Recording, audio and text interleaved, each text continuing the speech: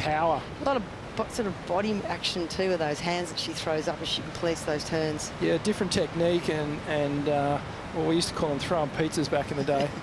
Sometimes we used to do it when there wasn't even a section there. We used to just try and make fake it look better. Yeah, just to try and make it look better and manufacture some scores there. But there ain't no fooling the judges these days.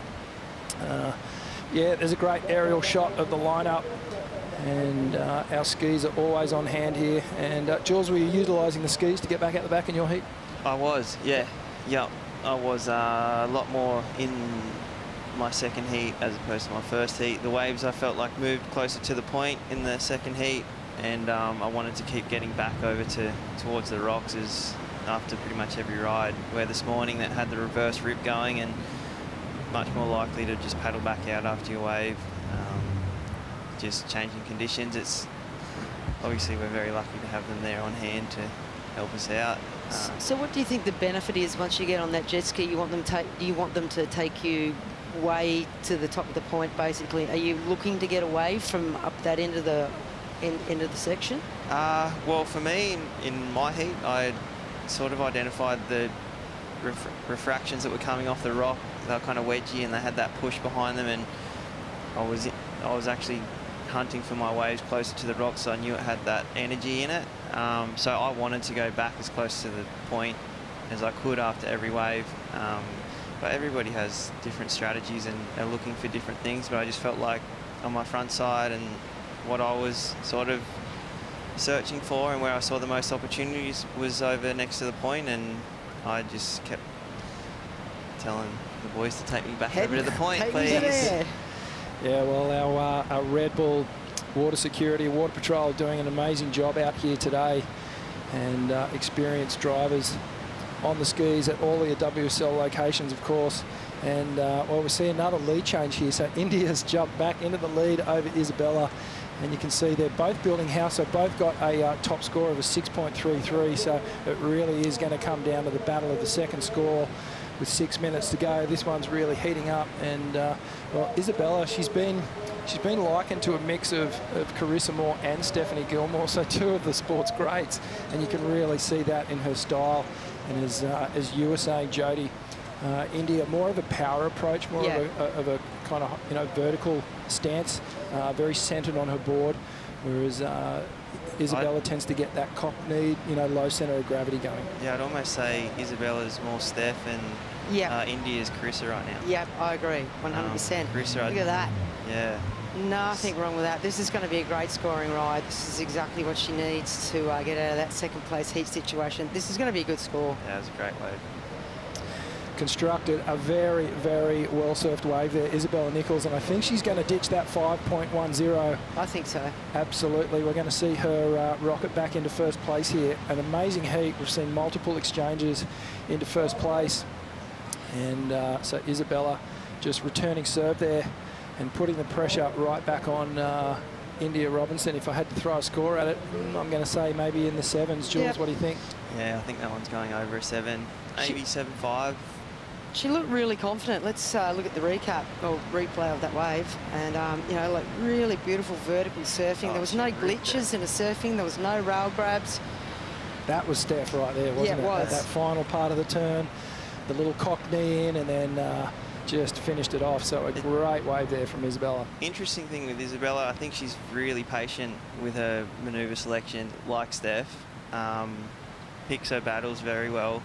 And I think earlier in this heat, she's almost been a little bit too late to a couple of sections and maybe a little bit relaxed. And now that the heat's heated up and the exchanges are happening, like that was tack sharp. She was on the money there, I thought. Yeah, no, she looked totally on point, and that's the difference from 12 months ago. Izzy was a bit hot and cold, and now she's all hot, which is great, and she's really bringing these results now. So it's, as a rookie, great to see. She stepped up, and here we go. I think we're dropping a couple of scores here. Well, I think we can all say that we got it. We're on the money. It was above 7, 7.83, and she's made the requirement a little bit trickier for India Robinson, but we know she can do it. She dropped some 8-pointers to win the trials event early on today, so we know that it's in her repertoire. Now, Jules, I couldn't help but notice on one of your boards, it looked like there was an old spray, and I was actually asking Louis, I was like, is that an old board, or is he pulled an old spray from out of the garage. Yeah, it's an old favourite board, and spray obviously, and I've done the spray again, and it's a little superstition that comes in. And then of course the board feels magic again, and it's the same board that I won at Newcastle at the start of the year on, and I haven't ridden that board since the final at Newcastle. And then I hopped on it last night, and I was like, yeah, this board's good, and just had gave me that same confidence and feeling again straight away, and it feels good, and yeah, it looks identical to the one that I had at J-Bay and stuff. Oh, good stuff, mate. Well, here's the Harvey Norman replay. We see India Robinson just slicing and dicing. Some beautiful face work here. Nice, powerful roundhouse cutbacks. But it's this lady here out in front, Isabella Nichols, just textbook, clean, precision surfing from Izzy. Just not rushed, as you said, Julian, just taking her time, doing the manoeuvres in the right place, and just looking totally on point. This is her really good score, Jodie. Yep, this is where she really stood out. Yeah, really love the technique, love the flow, all the way through to the inside and just pounding that last section. Yeah, so nice to watch. Yeah, just real visual beauty there on that wave.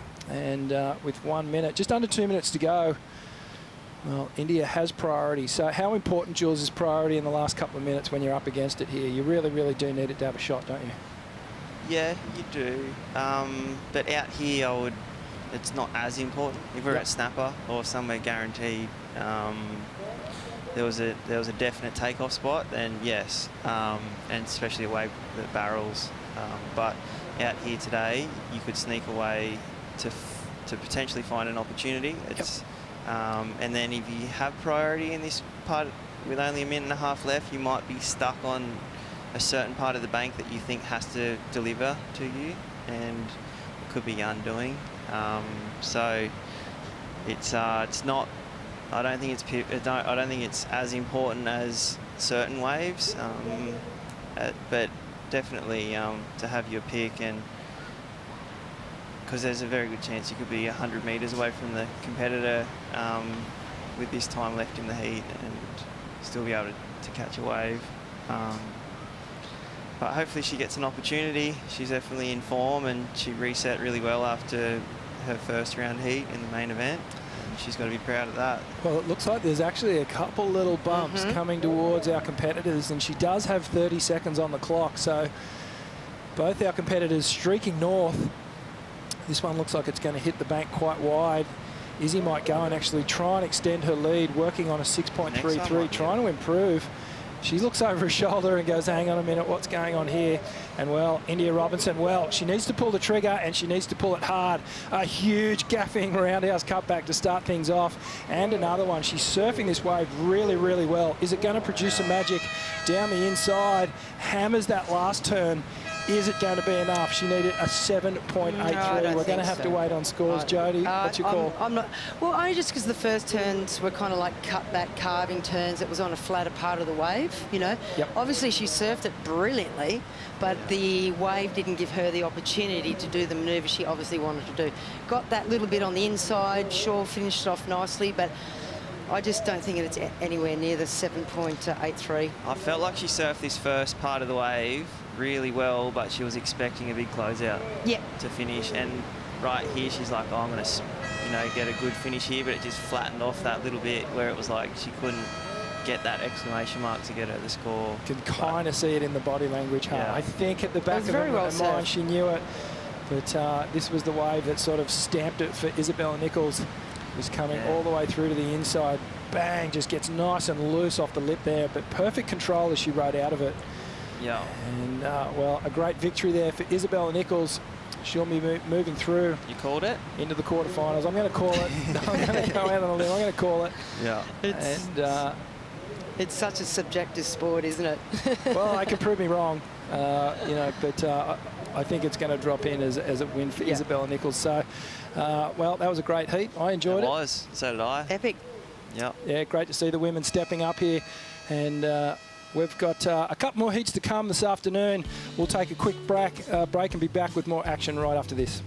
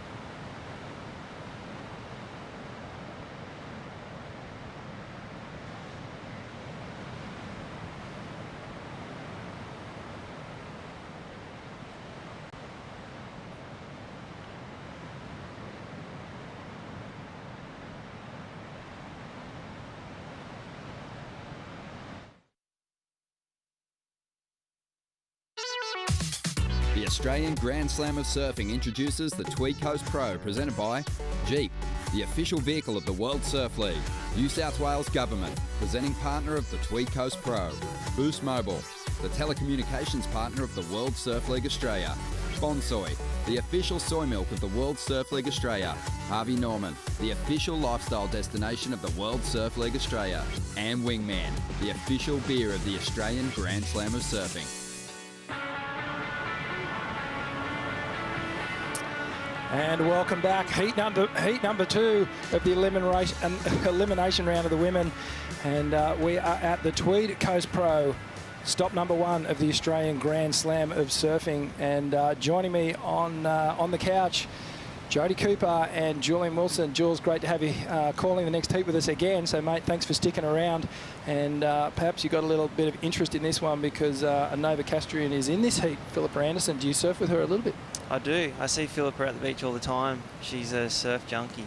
She's out there all the time. Every time I'm down there for a look or going for a surf, I see Philippa, and yeah, she's a very bubbly spirit and awesome to see at the beach, and she rips. She surfs really damn good. Yeah, well, she's been at it, Jodie, as you were mentioning, for a lot of years now, just knocking on the door, trying to get an opportunity, and well, she's getting an opportunity here today. Yeah, well, definitely. And, yeah, like you said, she's been on that QS, series for a long time and just really, been so close a couple of times. You figure, like, she must be so keen to finally crack it. We can see Zara Kelly really looking so smooth on this wave. Gets a couple of nice little cracks under the lip, but the wave just fattening out on the inside there. Not offering much more for this young lady. And I think she's about 16, 17. Yeah, she's one of the younger competitors in the tour, but I'm really impressed with her style. Really pivots around her fins and really snaps that board really, really quickly. And I've been impressed with her. She's new on the scene, but she's obviously got a big future. Jules, do you know much about Zara Kelly? Yeah, I do. She's I've invited her up to my grommet event the last 2 years, and I throw her in with the boys, and she scares the boys. It's awesome. She has the ability to release the fins. This first turn is really nice. Yeah, she goes for the airs, and she's kind of got the whole package, and only very young. But yeah, she's very diverse, and I really enjoy watching her surf. Yeah, well, she's had some great success over in Europe at Lacanau and at Unglet, so she's no stranger to winning events, and obviously a huge future there. And you must have sort of pegged her out from a real young age then and seen that talent in there, Jules. Yes, I did. It's been fun having the grommet event. I'm kind of forced into searching the new talent in Australia, and yeah, she was an easy pick 2 years ago, and then obviously she was a shoo-in again last year to mix it up with the boys, and we've had some pretty good waves at Coolin the last 2 years, and she's posted 7s and 6s, and she scares the boys. It's awesome. I love having her at the event, and I've been able to watch her for the last couple of years. She's a lovely girl.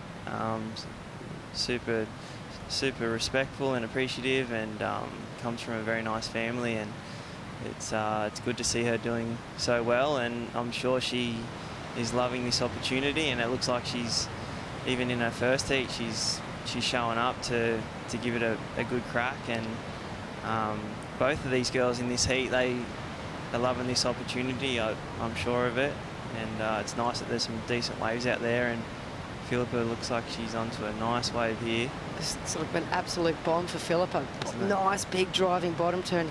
Goes up into the lip, just gets a little bit caught in the top of that wave. Nearly taking Zali out on the inside. Zali had a good eye view on that wave. Yeah, it was a good opening turn there from Philippa, and I think you touched on something.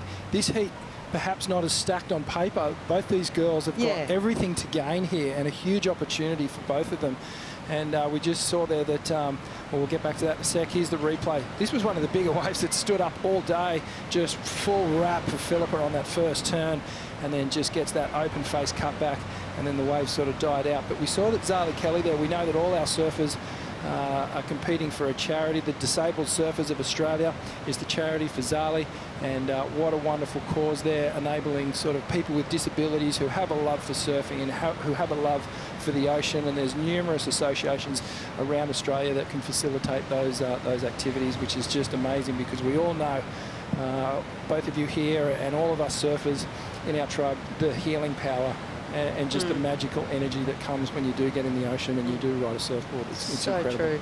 Hey, Jules, you were touching on something before about how the opportunities, and I mean, look at the opportunities that these young ladies have these days at such a young age. And, you know, tell us a little bit about, in your younger days, what are some of the opportunities that you think helped you progress to the surfer you are today?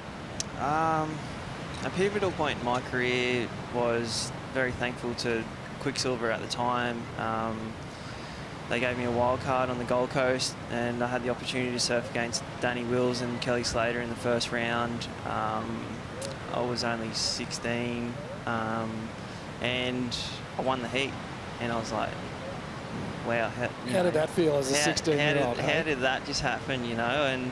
And it was kind of a light bulb moment for me, where it was like, okay, I'm going to make a career out of this shortboard thing, and I've got to, you know, I've just beaten the best of all time, and Danny Wills, who someone I looked up to and was a huge fan of his surfing. I was just so overwhelmed, and but yeah, those opportunities and rising to them and taking advantage of them, they're kind of big pillars that kind of can set you on your way, I think. And like I was just thinking, does the winner of this heat go against Steph?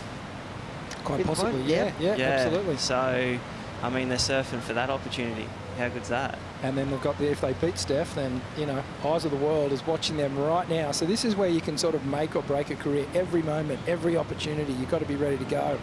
And as you were saying, Jules, you actually capitalised on that opportunity and were able to get up over those guys in that as a wild card. And that was that special moment where you went, yep, I'm going to be a pro surfer. And think about it, when you're a young surfer in these sorts of situations, you're not really thinking about the money. You know what I mean? You're thinking about it's got nothing to do Steph Gilmore. You're thinking about how you can beat her, and that's like winning a big prize check to these young people.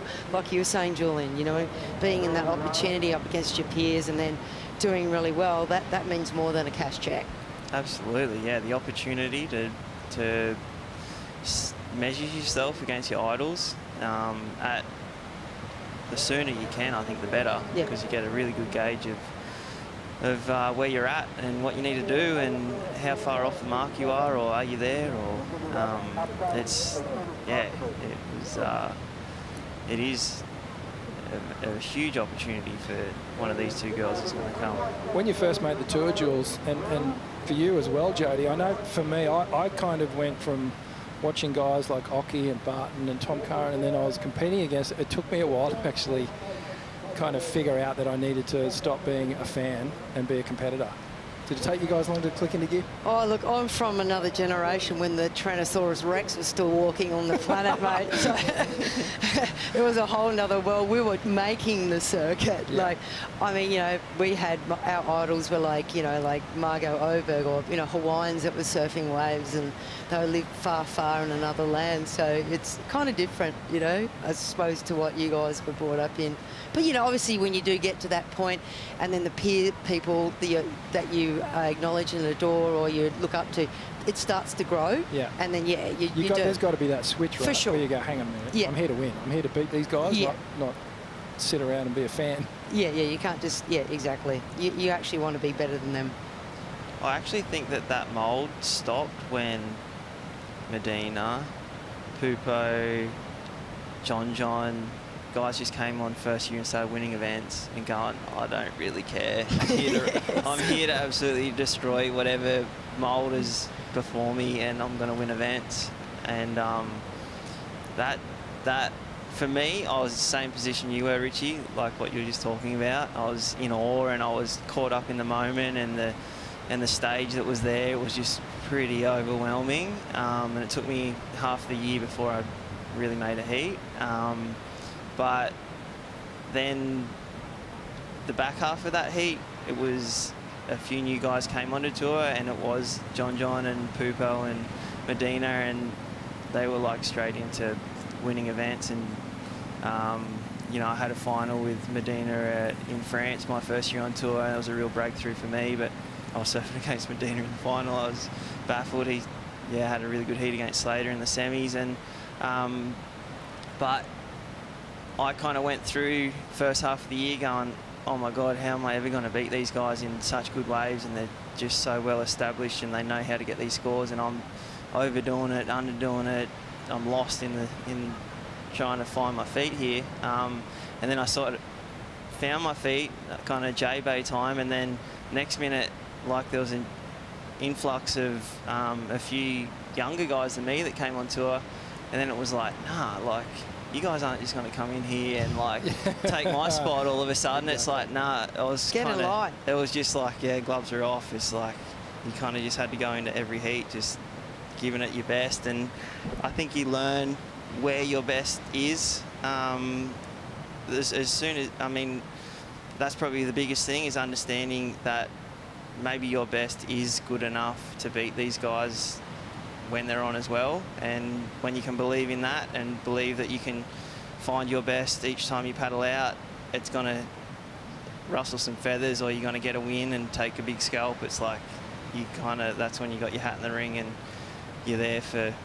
And then the waves change too. You get waves of consequence, and you're like, wow, I've never even surfed chopes 10 foot with one other person in the water, and are you going to freeze or are you going to show up? But there's all different stages to it. But I think definitely with the injection of super talented Brazilian surfers and John and some of the rookies that came on in the last kind of 6 years, and like, there's just no holding back. You got to get out of the gates quick. Oh, they're not looking, anywhere else except for sticking their waves and getting big scores, and Cool. Well, someone else who got some big scores was the winner of the last heat, Isabella Nichols. She caught up with our own Laura Enever. Yeah, guys, down here with Heat 2 winner Isabella Nichols. This is first year on tour. What a wild year it's been. You must be so pumped to be able to put the rashie on and get out there and get into comp mode. I know, it's been a while. It's been like 6 months since we've had a contest, and first year on tour, like you said, it's been a wild one, in the sense that I've had to adapt to so many things and like kind of switch off and switch on, and it's been interesting. I like having things thrown at me, and I have to like kind of move and adjust, and it's something that I need to work on anyway. So I mean, I'm stoked to be back in the rashie, and first heat win in 6 months. Stoked. So good, Bella. You're surfing so sharp, looking so confident. I mean, this year wasn't what we expected, but I mean, you're doing amazing. We can't wait to see more of you. Thank you. Yeah, at least we got some fun waves out there, and tomorrow should be good too. Field's crazy good, so yeah, looking forward to tomorrow. Keep surfing your brains out. Thanks. Maybe not tonight. No, I'm gonna surf tonight. my bed tonight. Thanks, Bella. Back to you guys. Yeah, thanks, Laura. And one thing I took away from that interview was just the positive energy that Isabella has. She just seems on, and I reckon, Jules, that surfing waves like this, let's face it, it's not perfect J-Bay, and it's not perfect bells or perfect snapper. This is the type of stuff where you do actually need to come into it with a positive mind frame, otherwise you're sort of behind the 8 ball from the start, right? Yes, absolutely. And I came up 2 days ago. It was almost not surfable on Friday, and then yesterday the conditions got a little bit better, and today's it's quite a bit better. So I think it was good to come up 2 days ago, and the bar started very low, and now it's raising up higher and higher. And now, especially after having a surface in the second heat, it's like I'm very keen to surf some more heats out there. The waves were fun, and it's not J-Bay, it's not perfect, but sometimes it creates better competitive heats. Like that last one, is you got to find your opportunities. You got to see, identify what you need to put a score on the board, and it looks different for everybody. And I love I love watching the way everybody kind of,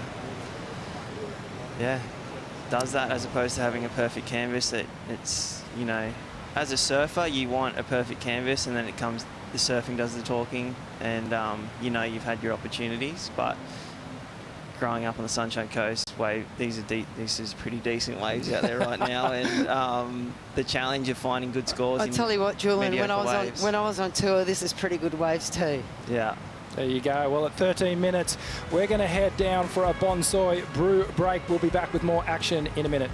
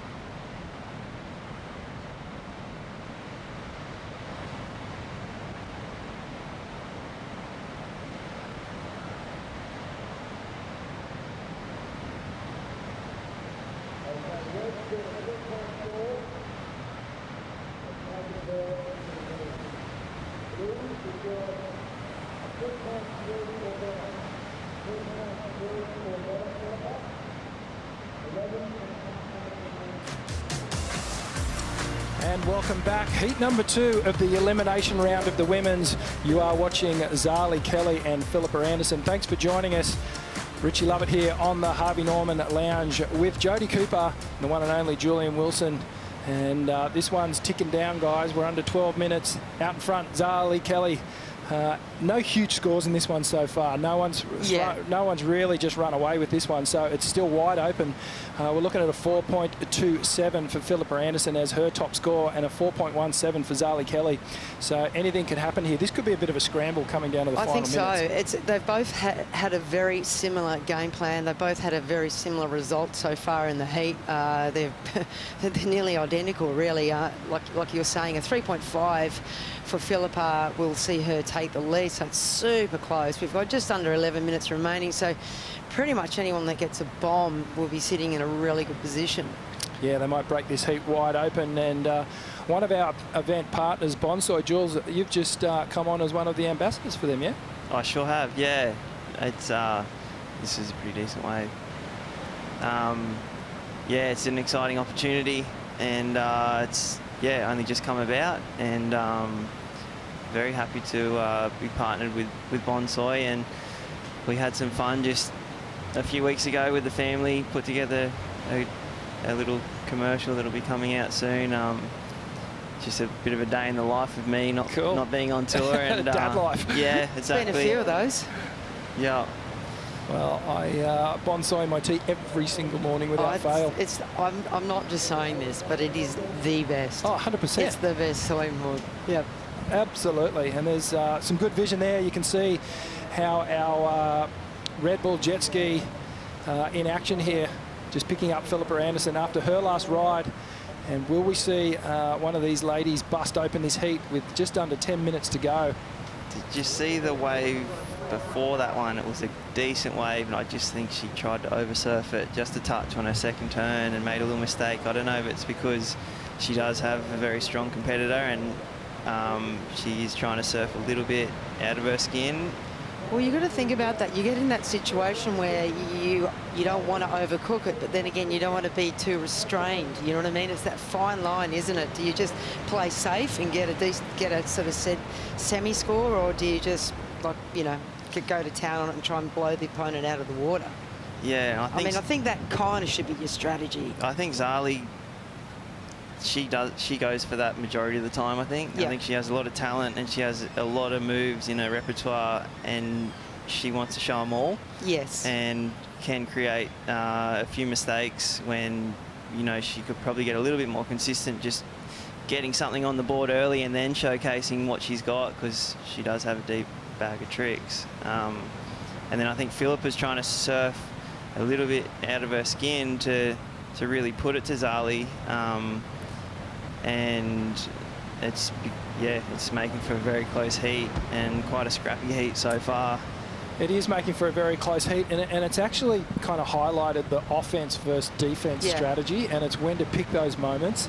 And because it is a real thing, you know, you can just play offensively and just get the scores you need, knowing that your competitor doesn't really have any high scores.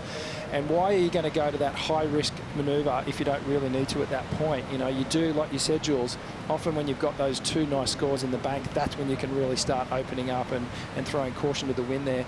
And, well, there's a young lady who knows plenty about competition. That's Sally Fitzgibbons. She'll be heading out in the next heat, and well, you know, she just loves competing. She's probably one of, if not the most competitive girl on the tour, wouldn't you say? Oh, I couldn't agree more. And Julian, I mean, you know, were going through a lot of the training camps back in the day with Sally Fitzgibbons.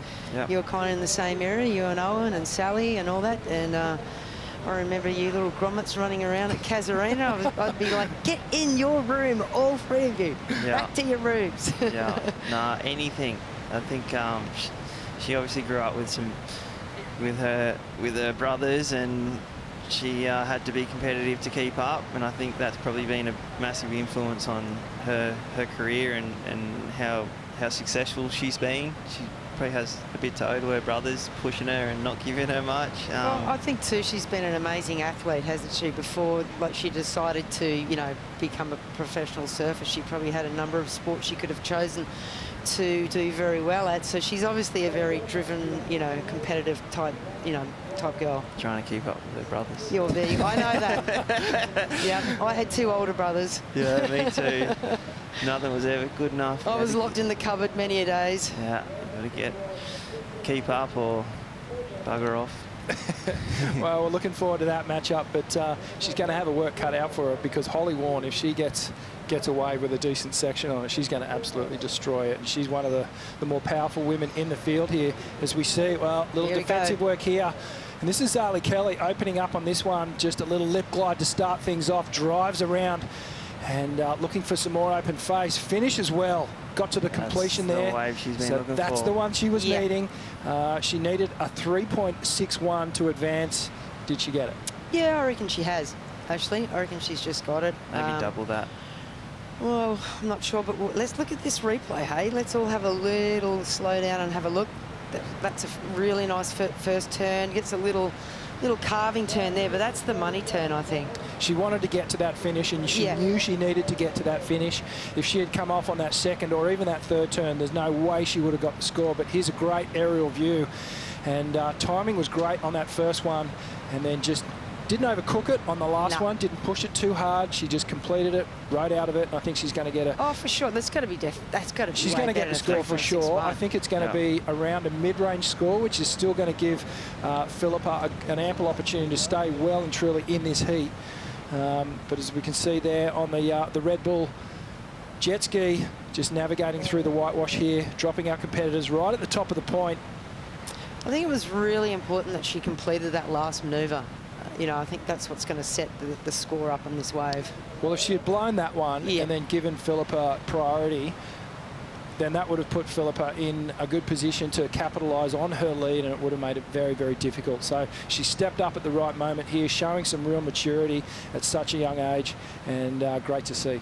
Yeah, and it was obviously a good wave. They both identified it as a good wave. They both wanted it. It's a tricky lineup, hard to identify the good one. So it was a good use of priority, and best wave of the heat. I would say 4.9. Oh, there it is. 4.9? 4.93, I think it is. Yep. She just dropped that 4.93, so close to a mid-range score, but enough. Back out in front. So the pressure back, return of serve, goes back to Philippa Anderson, and needing the 4.84, so really, really close. Not a high-scoring match, but a very, very close. We're going to go to some recaps now, and we'll see everything that went down. This was Zara Kelly getting things up and riding, and that beautiful pivot snap off the lip. Nice carving cutback all the way through to the inside, and another little snap there to finish things off. And Philippa on one of the bigger waves, just grinding that driving cutback all the way through, and then a bit of rail work to finish this one off. Yeah, she just got hung up on the top on that wave. It would have been a great wave if it had a little bit more wall on it, obviously. And this is the next ride for Philippa. Came in at a 3.5. Well, if she had ridden out of that one, like you said, Jules, I think she just overcooked that a little bit. And, well, this is the one here that's put Zara Kelly out in front, just connecting the dots all the way through. I think the judges were critical on that transition turn in the middle. Yep. I think she didn't attack it like she had been attacking her waves, and they, kept it on the low side, I think. Such a hard position to be in, though. Do you overcook it? Do you throw all the risk in, or do you finish it and get out in the lead? You go 50% on that and capitalise on the last turn and put a score on the board, highest score of the heat, and then have time to build on that. Perhaps get another shot. But then if Philippa has priority and she capitalises on her wave and gets the score, and that might have been your last good opportunity, then you go, It's a weird thing, this pro surfing game, because there are so many variables. And it's, Jules, I'm interested to know, every time you come in from a heat, do you basically reverse dissect what happened during the heat? If it's a win, you obviously go, okay, this is what I did right. But if you lose, you kind of go, okay, well, these are the moments that I maybe could have changed things up, or do you just leave it out there and just on with the show? I can honestly say never in my career have I just left a heat out in the water when I got to the beach. Okay. It's not possible. Well, plenty of energy coming into the lineup here. We may get multiple opportunities here to see both our ladies bring this one home. Philippa Anderson needing a 4.84, so we're setting things up for a grandstand finish here. Some of the bigger sets of the entire day starting to move through the lineup here. We're just going to have to see. Philippa's in a good position. She's sitting wide. This is just peeking up. Will she have to duck dive it, or will she go? She's having a look. No. Oh, she's missed that first one. It's often the second one, isn't it, though, Jules, that runs down the bank better? Yeah, it looks like it's got a chance of standing up nicely for her. She's looking at this. The third one. She's too deep. Well, that was the set was so big that it actually pushed wide of the bank, and if she'd been on that one, you'd have to think that she could have done some open face work and perhaps got that 4.84. She really needed to be on one of those waves. We've got, just under 1 minute remaining. Obviously, that's potentially the last waves. It's the last set that's going to roll on through this heat. She'll probably try to paddle in on the inside and just scramble for something, to offer her to get that score that's required. It's only a 4.84. It's, not a massive score, but nonetheless, you still need a wave with a decent face. Yes. Coming back to the shifty nature of Cabarita, hard to read out there, isn't it, Jules? It definitely is, yeah. It's I feel like the girls have done really well, though, identifying the good waves, and they've been able to, it doesn't look like much has gone unridden that has been decent in the heat. And I think Philippa's going to look back at a second turn on her best opportunity she had, and then probably have a look at Zali's, where she kind of nursed the second turn to make sure she finished the wave, and that was the difference in the heat. Yeah. Well, great dissecting what actually happened there, and Philippa just throwing the hands up. Sometimes it's hard to really identify what went wrong until you get out of that moment, calm down, back on the beach, maybe check in with the coaches, and there you see Zara Kelly. There's your There's your winner on the screen. She'll be advancing through to the quarterfinals. Jules, thanks for joining us on the Harvey Norman Lounge, giving us your insight. Best of luck. You're through to finals day, mate. It's only a 2-day event, so it's been awesome to share some of your insights. Best of luck for tomorrow, and hopefully the waves will stick around, mate. So we'll be throwing to a break. Plenty more action. Couple more heats to go. We'll be bringing in the Blakey brothers to bring this one home. Cool. Thank you.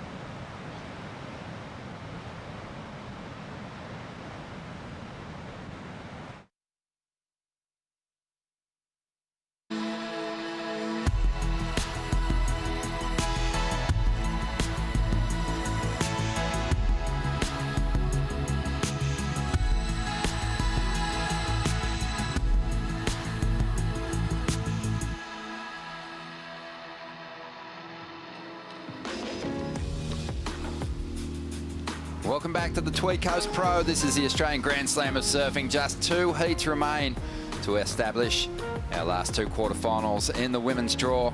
And this will be a good one. Heat 3.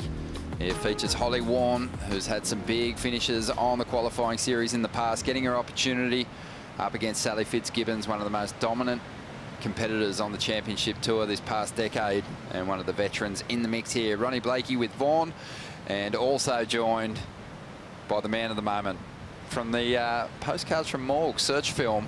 It's Morgan Siblick. How are you, Morgs? Yeah, I'm good, thanks. How are you boys? How's life, mate, on the other side? How's the fame treating you? No, it's pretty bloody good, eh? Just been getting a couple waves, and yeah, it's been pumping all year, so it's been a bloody good year. Quick question, Morgs. Has Susan had the guinea kittens yet? Yeah, she has. How many are there? There's 5. 5 gorgeous little kittens, and yeah, they've been doing well. Been drinking a lot of milk, and so yeah, it's been a good year for them, and hopefully they grow up to be big and strong like me. Well, mate, a good performance in the event. I know you wanted to go further in the draw, but it was a tough heat with Mikey Wright, and you really didn't connect with any high-quality waves out there, but there was glimpses, there was flashes of brilliance, mate, and we know you got a lot more to give. Yeah, it was pretty tricky. I think the tide was changing a lot in our heat, and at the start, I started at the top, and I went a bit wobbly and weird, and then I just moved down to where Mikey was, and yeah, down there was pretty similar, and I spoke to him at the end of the heat, and he's like, yeah, it was pretty tough out there, so it is what it is, and we'll move on. Awesome.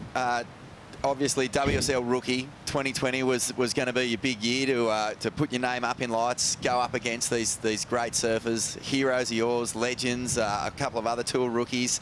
Obviously, it didn't go to plan, but how important has this break been for you, do you think? Because you came straight out of Hawaii, you're still nursing a knee injury when you qualified for the championship tour.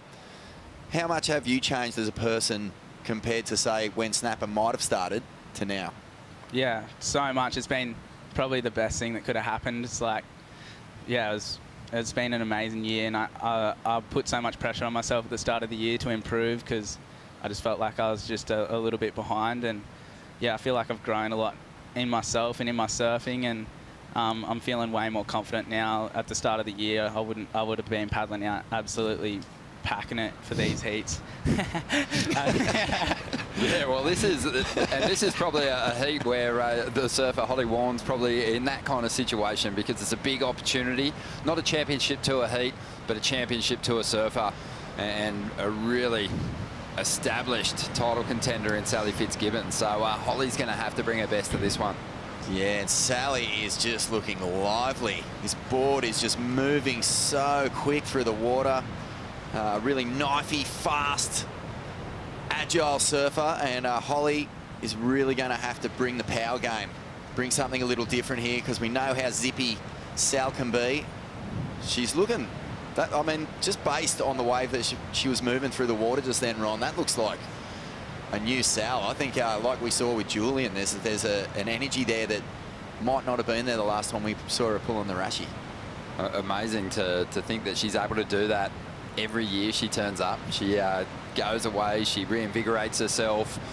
Even if she's had to shake off like tough losses in title battles at the end of a season, she'll turn up and you can tell she's put in more work, and this year looks no different. Holding onto that cutback for a long time, drawing it out, trying to back up the 6.67. Oh. And she's going to do it with this ride. Just getting release of the tail. Looking spicy on that. It's a fun time of day to surf, isn't it? Or, you know, the morning surf, sometimes your body isn't quite loosened up. Arvo surf, sometimes just you feel so free. Yeah, and I feel like it's nearly better surfing the onshore sometimes, gives you a bit more of a lip to hit, and yeah, it's looking so super fun out there right now, and yeah, can't wait for Holly to get a good one, because I know she's got that power game in her, and yeah, it'll be good to see what happens at the end of this heat. You mates with Holly, mate? You spent much time surfing with her? Yeah, surfed with her a bunch, like kind of did all the junior stuff. I was a bit younger than her, but yeah, she's bloody unbelievable surfer, and she's got so much power, and I'm sure she'll qualify like in the next couple of years. You get that feeling for sure. 23.5 minutes to go. Let's hear from Zara Kelly, who took out the last heat. She's down there with Laura. Yeah, hey guys, here with Sally Kelly, one of the youngest in the events, Cabba local. How does it feel to be competing on the main stage here today? Yeah, it's super cool just to be able to surf a heat at your home break. It's always a cool experience. Yeah, amazing. And it was pretty tricky out there, but you must be looking forward to getting more waves tomorrow, and you're in the quarterfinals, so you must be stoked. Yeah, I think the waves are supposed to be better tomorrow, so hopefully be able to rip a couple. Oh, awesome. And you had such an amazing start to the year, 5th at the Australian Open. And what were your plans this year before, everything happened? Well, definitely to qualify would have been my plans this year, but now it's just good to have these contests so I can surf a couple of heats. Yeah. And what is your motivation now? Just trying to take on the rest of the year. What are you going to do to stay motivated and get to that goal eventually? Yeah, I think just with this time off to try and keep improving my surfing, because when are we ever going to get this chance again to go this long without contests? Yeah, amazing. I've seen you've been down the snow doing all sorts of fun things. You're an amazing snowboarder as well, so I'm glad you're having lots of fun. Yeah. Oh, we're excited to see you tomorrow in the quarterfinals. Congrats, Sally. Thank you. See you tomorrow. Back to you guys. Cheers, Laura. And out the back at the moment, Holly Warren's up, trying to get herself a decent score here. Had just a throwaway before, looking a little bit shy of enthusiasm at the end of that ride. She's after a two-wave total of 12 at the moment, because Sally Fitzgibbons has kicked off this heat just as you'd expect. Yeah, I think you made a point before when we saw Holly surf in the earlier rounds. When the surf's punchy and it's really asking a lot of questions, that's when Holly Warren steps up. I remember surfing South Ave with her recently, and it was sort of almost like 4-foot shoreys, really scary, super steep, really punchy, and she was trying full rotors into the flats, like really sending it. And I think the challenge for Holly here is she's got to find a way to be excited by what she's catching rather than feel let down by it. You can see the body language there. We want to see her going, nah, this is good. I'll just challenge myself here, Morgs. Yeah, it's that wave she took off on it was pretty weak, and there's a lot of flat waves out there, so you've got to really select a good one. And a lot of the sets are going pretty wide, and the insider ones are the better ones. And I guess Holly's not really frothing on that idea, but yeah, it'd be good to see when she gets onto tour and it's into the bigger, better waves. That's when I think she'll really excel, and yeah, hopefully she gets into a couple of those big comps. Great to have the support of the New South Wales government for the Tweed Coast Pro, and a big lineup of other contributing sponsors. Bonsoy, of course, the official soy milk of the World Surf League. And at the moment, 20 minutes to go in what will be the second last heat of the day. We'll be wrapping up everything that's unfolded here today on the WSL Post Show, so make sure you stick around for that. But right now we want to see if Holly Warren can get herself out of trouble here, because it's a pretty solid heat score total she's found herself chasing already. I'm sure she'd love just to chip away at it by getting a mid-range score on the board. Obviously you would have loved to have had better opportunities in your heat, Morgs, as we said earlier. It was a bit of a slow heat. But I did notice on the waves that you got, you really gave it everything. Is that hard to manifest that energy when you're paddling out, or is it easy as a rookie to just get out there and just go, right, well, anything that comes near me, I'm just going to tear to pieces? I don't know. It's I feel like if I get a not as good wave, like a pretty bad wave in the heat, you have less nerves on it. If you get a real good one, you're like, oh, I got to perform real well on this, and you don't want to stuff it up.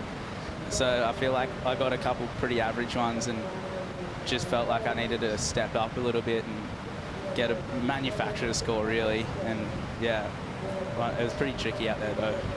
I think people feel that at their local, just having a surf on a good day.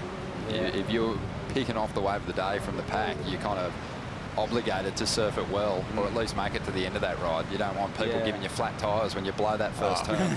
Well, what about when you're paddling into the wave of the day at the home break and you've got your little brother kicking water in your face off the takeoff just before he duck dives? Yeah. a lot of payback to dish out, Warner. Yeah. You got brothers, hey Morgs? Yeah, I got a few older brothers. Nice. Yeah. They dish it out when you were grom? Yeah, they used to give it to me a little bit when I was a younger fella, and they were a bit older than me, so they didn't go easy on me though. Who's laughing now, eh? Yeah. On top of the world, mate. Gives you a bit of mongrel, I guess. Yeah, exactly. 18 minutes to go here, and as you can see, that looks like Molly Picklum getting ready for that last heat. She's going to be surfing against Keely Andrew. That's going to be a really exciting heat because both those surfers are super agile, really quick, have that release. Similar surfers, yeah. They both got a lovely style, I reckon. Yeah, it's going to be fun to watch. I was really impressed with Keely, you know, in her first round, getting off individual manoeuvres that were just electrifying. Just not finding the link-ups and, you know, joining the dots for the bigger scores. Here's Sally Fitz wrapping around, staying busy. Covering a lot of wave face on each of her rides so far. Yeah. Allows her to really draw that turn right to the bottom of the bowl. The Olympian, Ron. One of our first ever Olympic surf team riders. And it's just, you know, the dream come true. Nothing better. That was actually the one thing I was looking forward to more than anything to do with the Olympics, was seeing Sally Fitzgibbons representing Australia out there. Yeah, she puts in the hard work, that's for sure, so she deserves to be there 100%. And gave up the dream of being an Olympian to pursue pro surfing. So for that to come full circle, that story, it was just set up for a great showdown in Japan, but we'll have to just wait another year. Yeah, she's the only surfer that can boast competing in 2 Olympics. Competed in the Youth Olympics when she was a Grom, and then opted to steer away from long distance running and got herself into surfing, where she's really been ultra successful. A few world title runner-up finishes, 11 CT victories, and I think for me, my favourite Sally Fitzgibbons CT victory was the one in Fiji, where Morgs, you can relate to this, mate, busted eardrum, and she went on to victory wearing a gaff. Yeah. Core as. Nah. Yeah, so it's actually so much harder to surf with like one of your earplugs or both of your earplug. Like, you can't really hear and you're a bit disorientated out there, so yeah, I know how it feels. And being at big cloud break, bloody hell, I'd be shitting it. Any Olympic sports that you gave up, mate, before you took on surfing? I don't know, high jump, long jump? Shot put. Probably basketball, because I'm pretty tall. Yeah. You do look like a shot putter, though. Yeah. Yeah, I love shot and puts. 15 minutes to go here, and still really nothing coming together for Holly Vaughan just yet, Vaughan. Yeah, I've seen it. I noticed like Sally's last one kind of stood up a fair bit compared to like what Holly was picking, so the wave selection's definitely been there for Sally. Holly spends a lot of time with some really talented surfers from the Northern Beaches, Fraser DeBell and Letty Mortensen, 2 guys on the QS. Great surfers, know how to send it too. You know, those guys are capable of pretty big airs and snapping the lip. What do you think that does for an approach, mate, hanging out with guys like that sort of calibre of surfer? Yeah, it makes you so much better at surfing. I mean, Letty's clips that he's been releasing lately have been insane. He's been throwing the biggest punts into just the straight flats, which is how you break your ankles. So I kind of stay away from that a little bit. But yeah, that's, you were saying before, Holly was sending the biggest punts over in South Africa, and I guess that's where she's getting it from. Boys going big. Yeah. Well, 14 minutes to go here. Sally Fitzgibbons holding on to a pretty comfortable lead at this stage. Holly Vaughan is chasing a 9.83. We'll take a Bonsai brew break and be back in just a moment.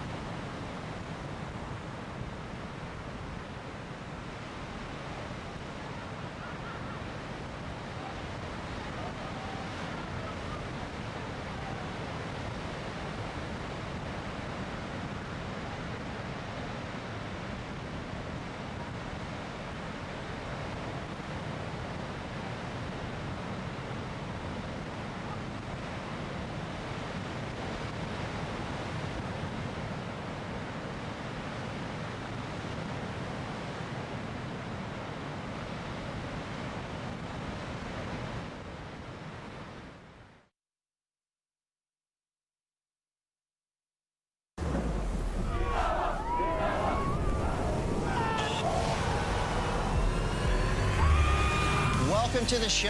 All right, here we go. Let's do it.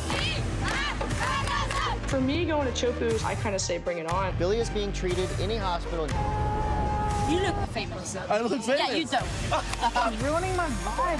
Oh, yeah. Show you guys some of the secrets. Come check it out.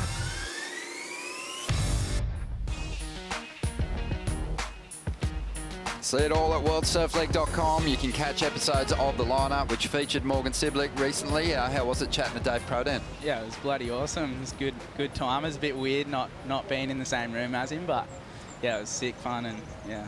Been featuring heavily lately there too. Vaughan, you had a chat with Dave about making postcards from Morgs.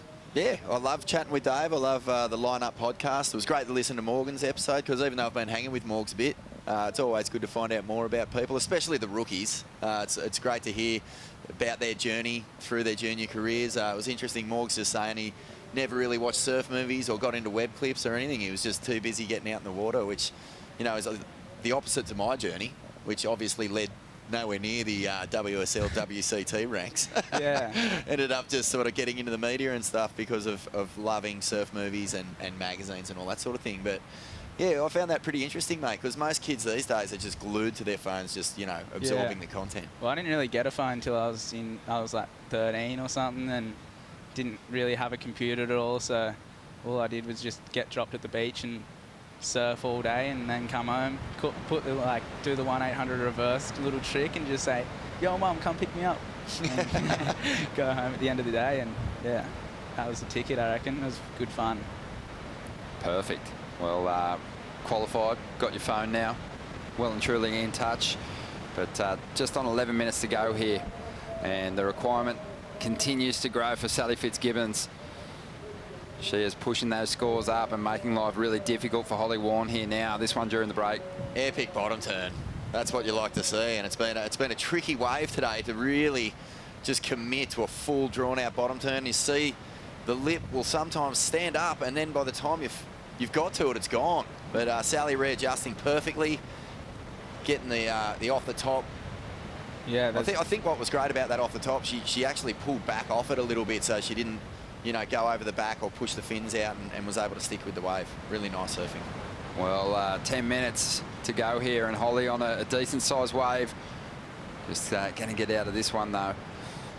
Morgan, just tell us your thoughts on the evolution of women's surfing in the last few years. It's been pretty astronomical. There's been a huge leap performance-wise. You really can't leave the beach at any stage during a championship tour event, men's or women's these days. There's just so much to celebrate. Yeah, the girls have been absolutely ripping the past couple of years, but they're doing full rotes in the pool and that now. So yeah, it's pretty amazing to watch. They're charging in Nazaré, and yeah, the women's tour last year was so good to watch. I think I watched most of it, and yeah, it came right down to the wire. It was sick.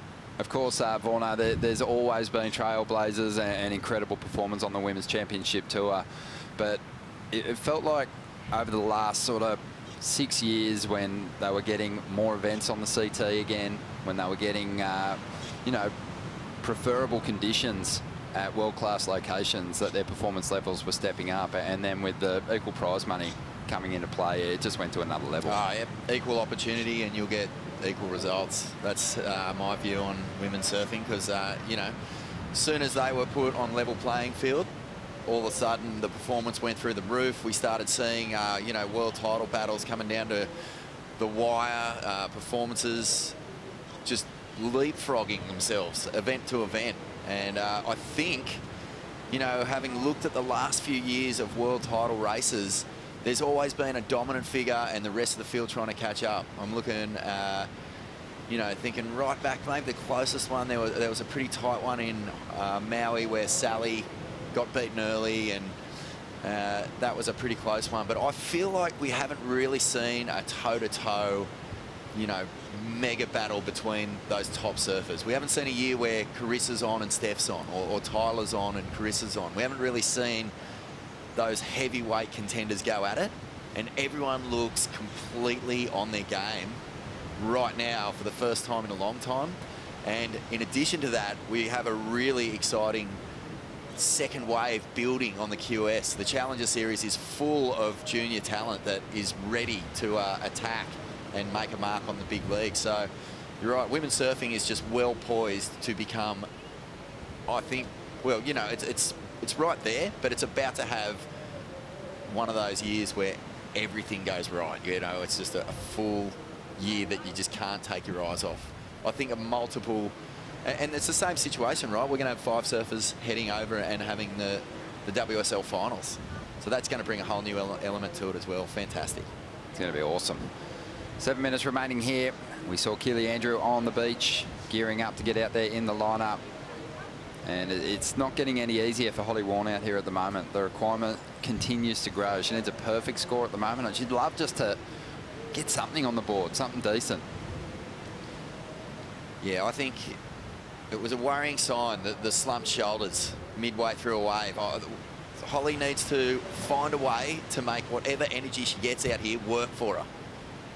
Yeah. Just reset it. There's 7 minutes here. It's a big lead to chase down, but all it's going to take is one section. Mikey, right in your heat, mate. He only got like a couple of waves. They just happened to be the bigger ones. Yeah. And he was cruising on them. 7 minutes is so much time left in the heats.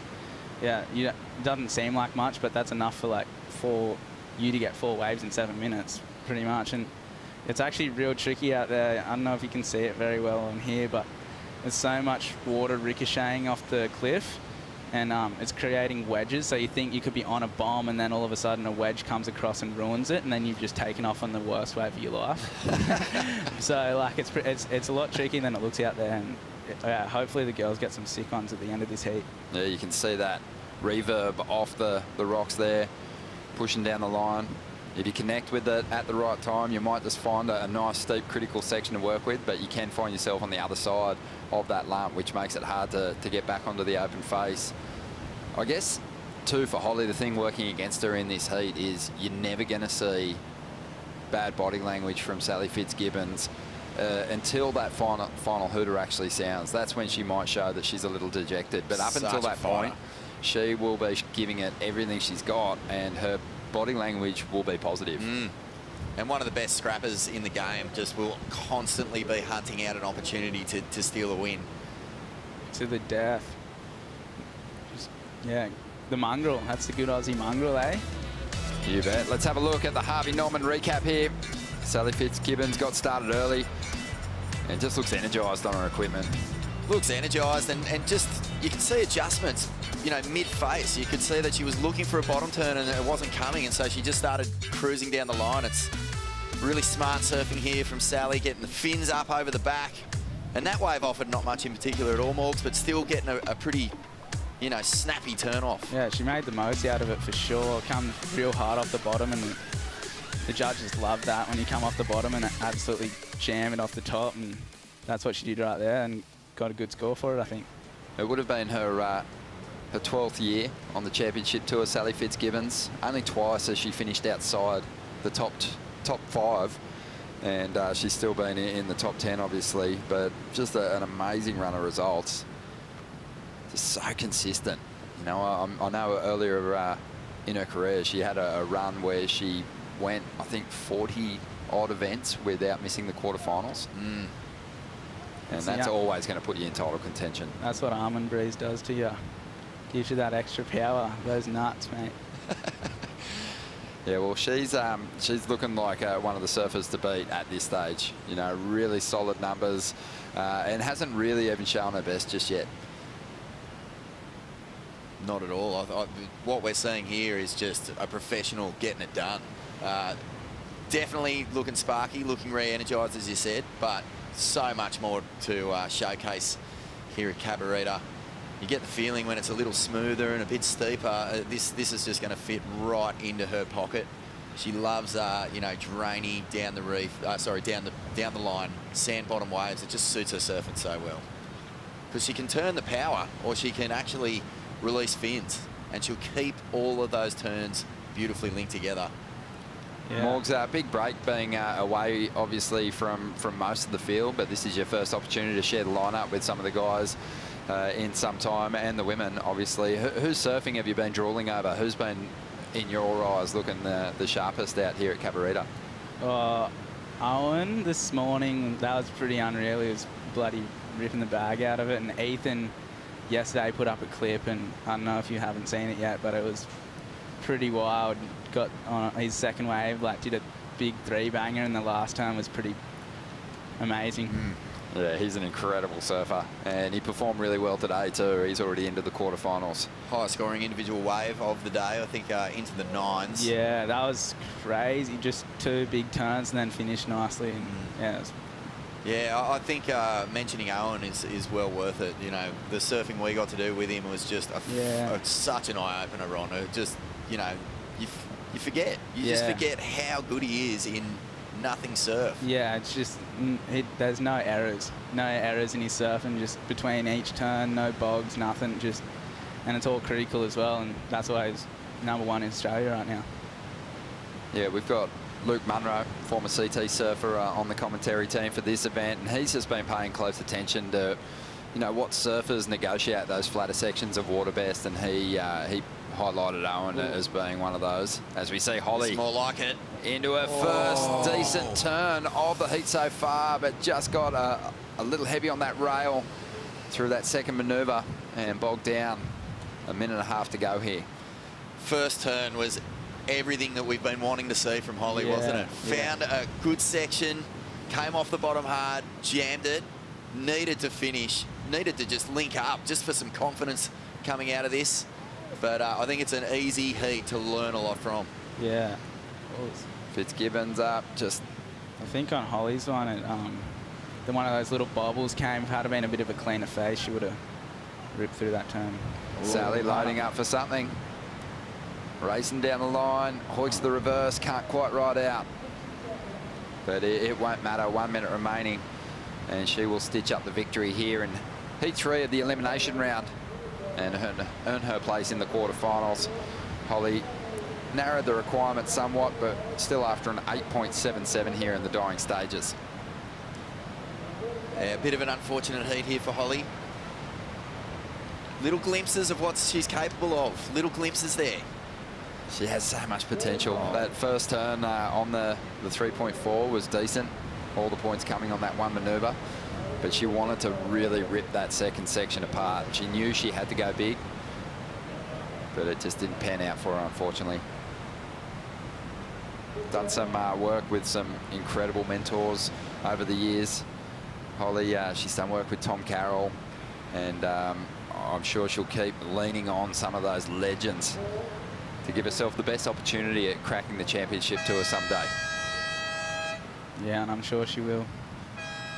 Solid performance there from Sally Fitzgibbons. Morgan, thank you for joining us, mate. Enjoy your afternoon. What do you got planned? Cheers, boys. I don't know. We'll see. We'll see where the night takes us, but no, I'll probably just have a quiet one and hopefully find some waves over the next couple of days. We're in a good part of the world, so yeah, get the gaff back on and rip in. Try to get some clips. Good on you, Morgs. Enjoy the rest of the contest, mate, and look forward to seeing you again during the Australian Grand Slam. Cheers, boys. Frothing. We'll take a quick break. We'll be back with more. The last heat of the day just around the corner.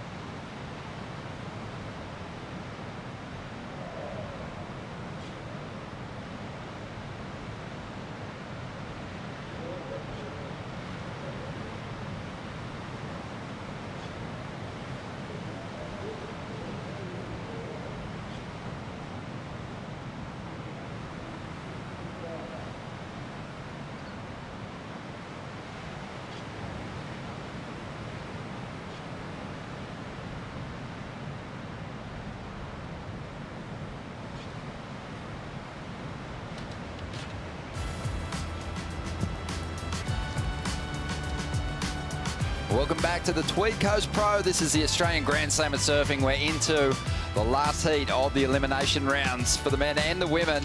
And we're on the lookout for our last quarterfinalist in the women's draw. It's going to be either Keely Andrew or Molly Picklum. What a matchup this is. And it is great to be calling the action with you, Vaughan. And I don't know who I'm backing in this one. Keely Andrew back on the CT, looking so sharp in the earlier rounds. Molly Picklum, a bright star, making her way up the ranks. It's going to be a very close one. Oh, it will be. Really similar surfers, both light-footed, lots of energy, have a great off the top, and getting things started here is Keely. It's a nice rail turn to kick things off. Finds a nice section on the inside. And staying rail to rail busy, coming through this flat section. This wave offered up a few nice turns here and some really good flow from Keely Andrew. Onto the inside, gets a finishing turn and falls. That's a bummer. You know, did a lot of hard work to find something with a bit more punch. But not a bad way to start. And look at this, Molly Picklum jams it. Love the way she's able to pull the tail right through the turn. And 17 years old, well-accomplished junior surfer, but looking to make a mark here in this event, the Grand Slam Tweed Coast Pro. And a great start there for Molly Picklum. One really strong manoeuvre. Yeah, just thinking back to some of Molly's other performances in these bigger events. Ooh, we saw her down at Manly, and she was on such a roll, and then got to the quarterfinals, and it felt like she kind of got ahead of herself a little bit in those matchups. Surfed well, but maybe just pushed the progression factor a little too hard early on, didn't really lock in any scores. Starting this heat a little more composed and just working these waves through to the inside. But she's got all the tricks, Molly. She's good in solid waves, and she'll put up a great challenge here for Keely Andrew. Huge wave. I didn't know that there was a big carve on the outside before we even came onto the screen. 6.83, the rewards coming through on the Micro Surf Academy program, Molly Picklum. So that would be just, you know, boundless confidence coming out of having that sort of expertise in your corner. And doing a lot of heat drills with Tyler Wright in the off-season. Plenty of positive steps there for Molly Picklum. Definitely. Also surfed for North Shelley in the Australian Board Riders Battle at the start of the year, Ron. And each team has, I think, 4 surfers, 5 surfers per team.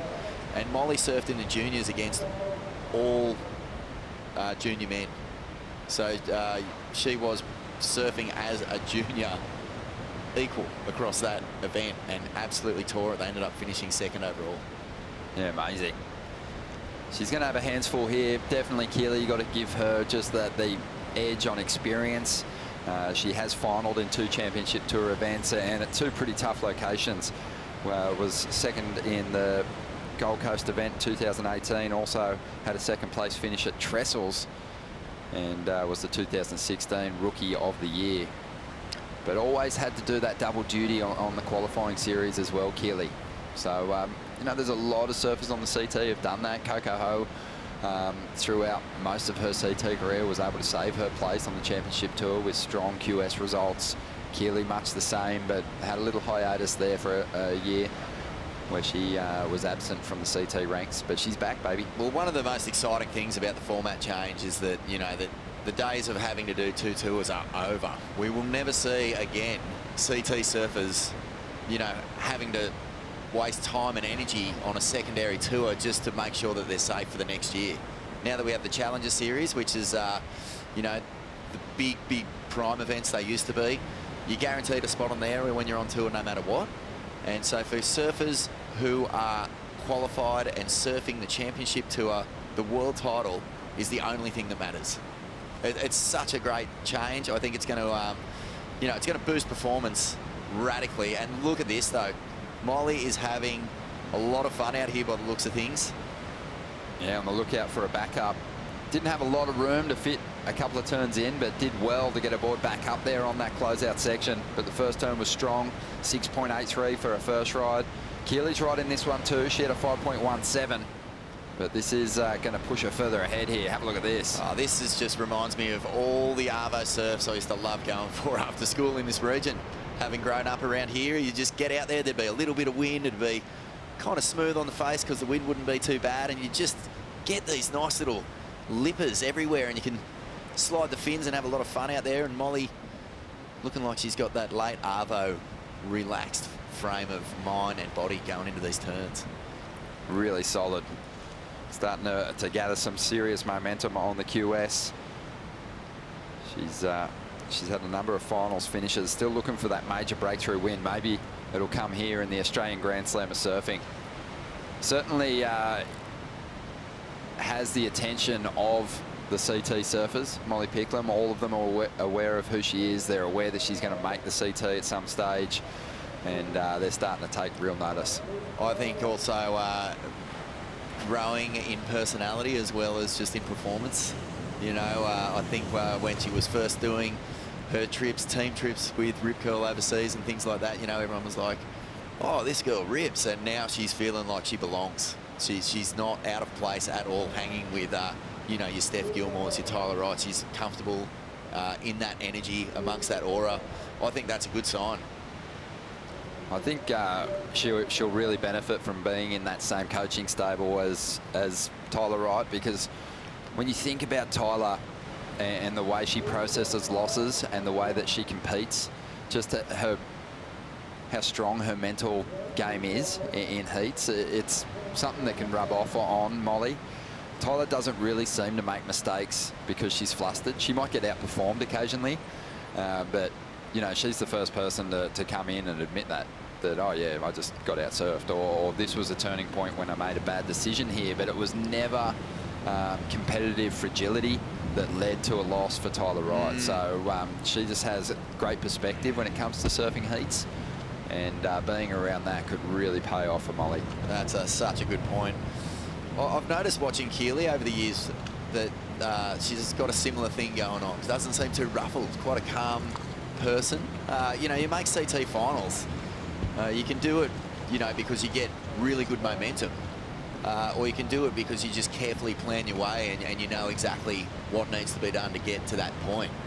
Crashing through for a win, that's another sort of energy source that you've got to tap into. But the fact that, you know, Keely has made a couple of finals, it says good things. I think that, you know, time away from the tour and coming back, we've said it earlier today, it can just make such a big difference to your confidence. Second time around. Well, Keely took a fall on her last ride, trying to recover now. Winds through a couple of cutbacks there. She's going to call for the ski. I think consistency's always been a bit of an issue for Keely. She's definitely capable of doing the kind of surfing that will get her to the later stages of a CT event, but just struggles to continually find those performances through the event schedule. And as a result, you know, that's going to put you down the back end of the ratings, facing top seeds. Even if you gather some momentum in the later stages of the year, you're going to be trying to overcome world title contenders who are on winning streaks. Yeah, those early event results are so crucial for seedings, aren't they? You can find yourself in such a tough position. I recall, you know, so many surfers over the years who have surfed out of their skin all year. You know, could have won any other heat for the whole event, but because they've got a dud seed and they've got to surf against Medina or Italo or, you know, Owen Wright or Julian, you're just up against it.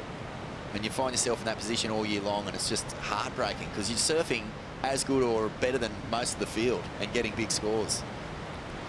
I think the big difference between the competitors at the moment has been the waves that they've gotten themselves onto. Molly's had the exact kind of waves that Keely Andrew loves. Steeper waves with a pocket to work with. That's when Keely can let go of the fins. I think she's one of the best surfers in that critical tight pocket of a wave on the championship tour. And it's when the waves get a little flatter, her surfing, her cutback is a little flatter. She just doesn't have that big carve that she can rely on. So she likes that steep wall, and if she can find that, she'll get herself back in this heat. But Molly's just found a couple of gem rides out here and almost gone looking for the wave that is closing out, just to provide that oncoming section. That's a good observation. I've been loving Molly surfing here. She's definitely not scared to push the tail around too. Like, you know, the waves we've seen her get so far, they haven't been great. They haven't really opened up. But when she's had the section there, she hasn't been scared to throw in that progressiveness.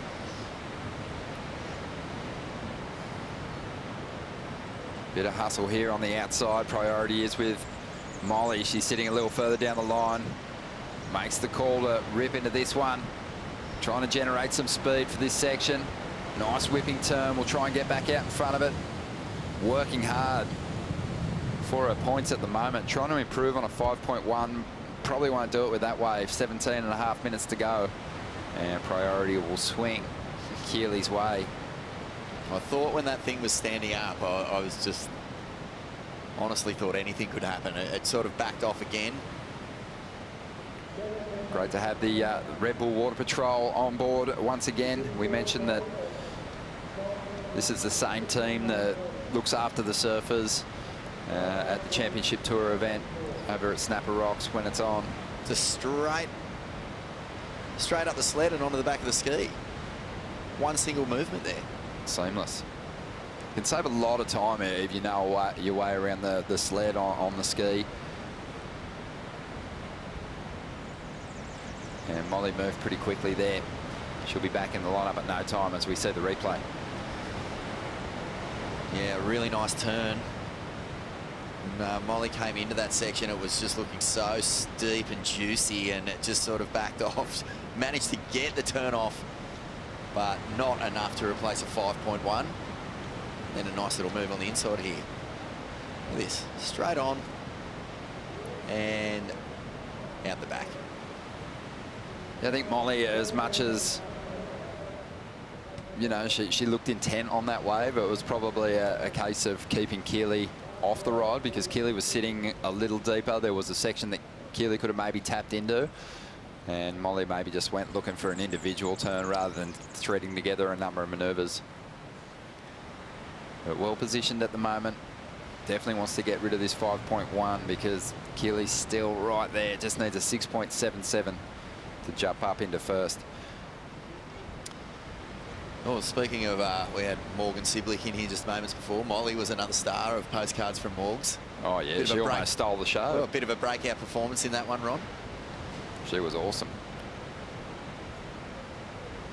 Well, 15.5 minutes to go. Let's check in with Laura Anova and the winner of the last heat. Hello guys, I'm down here with last heat's winner, Sally Fitzgibbons, surfing as strong as ever. You ran up the beach to come get your interview with me. How does it feel to be back in the jersey? That was the biggest incentive, Lozzie, to come up and have my first ever post heat with Lozzie Anova. So it's a bit of a milestone there. But it's exciting to have the jersey on and just be out there doing my thing. Yeah, amazing. And I mean, it's been such a big break. Biggest break probably in your surfing career ever. What have you been doing? I know, I've actually been parked down there, South Coast. Everything cooled the jets. And everything was in the garage and just surfing our home breaks. So having a whole winter at home was unreal. And then just keeping, I guess, the imagination around my surfing. I wanted to keep developing, so I feel like I've made some good inroads into some of those weaknesses and things I've always wanted to do. You really have. All those clips you've been putting out of your airs is absolutely incredible. And that imagination in the kitchen, absolutely great A as well. Thanks, Lozzie. I've been trying to keep it pretty spicy in the kitchen with my breezy team. Yeah. So. Oh, awesome. Oh, thanks, Sal. Can't wait to see you in the quarterfinals tomorrow. I can't wait. Thanks, guys. Back to you guys. Yeah. Sally Fitzgibbons, I like that. Just her imagination in her surfing. And it's cool. We mentioned it before. She's the master of reinvigorating her surfing and definitely works on the progressive side and always has plenty of energy for us. There's rumours going around that she's got a turn that may be busted out in this event that we haven't seen before. Whoa.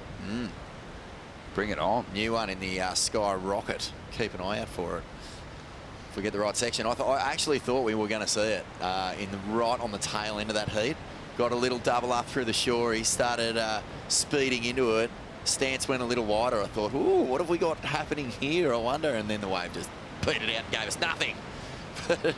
It was projecting, Ron. I thought we were in for it there. She'll save it for the finals. You wait. You just keep an eye on Sally Fitzgibbons, Molly Picklum. Steep one. Driving into the first turn, really hooks it around. Stamps that one into the face with a bit of authority and drives through to the inside. Make sure she gets that finish. She knows how important all these little extras are in these tricky conditions. Yeah, it's looking a little more composed than what it did even at the start of the year down there at the Sydney Surf Pro.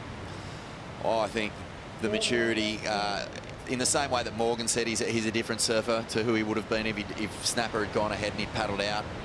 He's learned a lot in that break. I think Molly has learned a lot as well. She even looks a little bit older, you know. She looked like such a grom in Sydney. She looks more composed now. There's just something going on with these turns, though. The way she is ripping it through the open face. Yeah, it's powerful. Like the tail end of that one, Ron. 12.5 minutes remaining. We'll take a Bonsai brew break and be back in just a moment.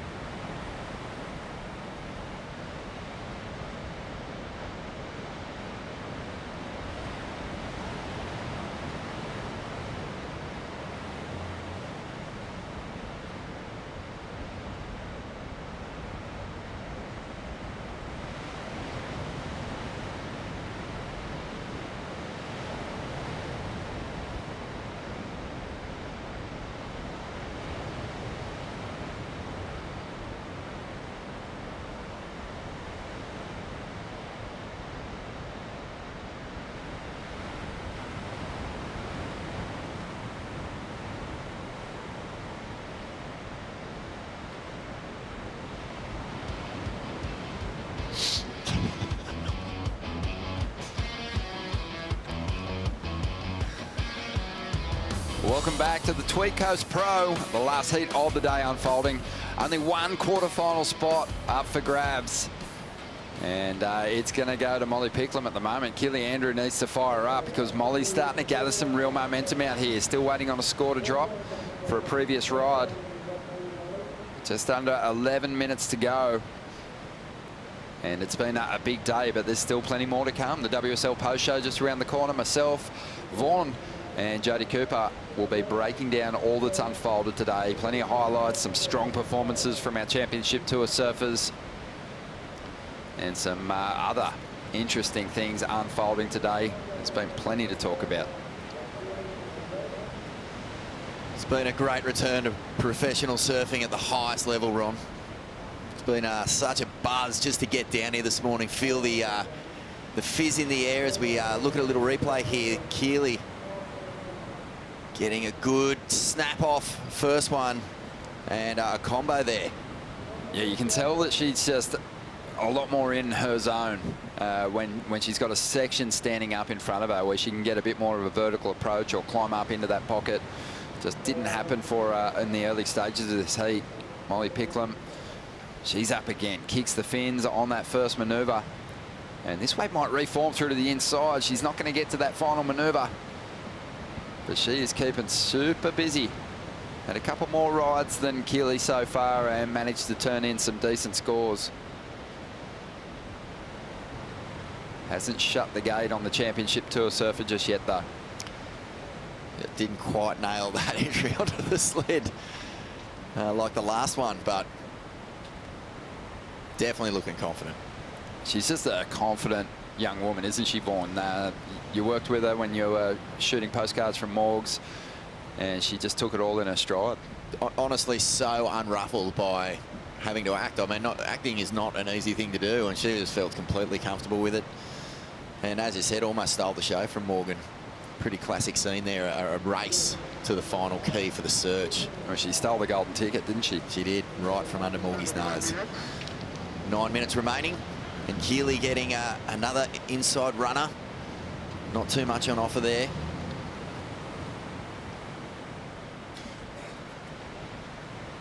Keely's had some big results in major QS events. So a couple of big victories over the years. So you know, she knows how to close out a contest, knows how to close out a big heat. And no doubt has been in this situation plenty of times where she's chasing down a lead and trying to turn the rhythm in her favour. Doing enough to stay in it. That's what I think is a positive sign here for Keely. Not quite getting the waves that Molly's getting, but doing enough with what's coming through to stay in touch. And the body language is positive. I think that that's a really important thing to pay attention to.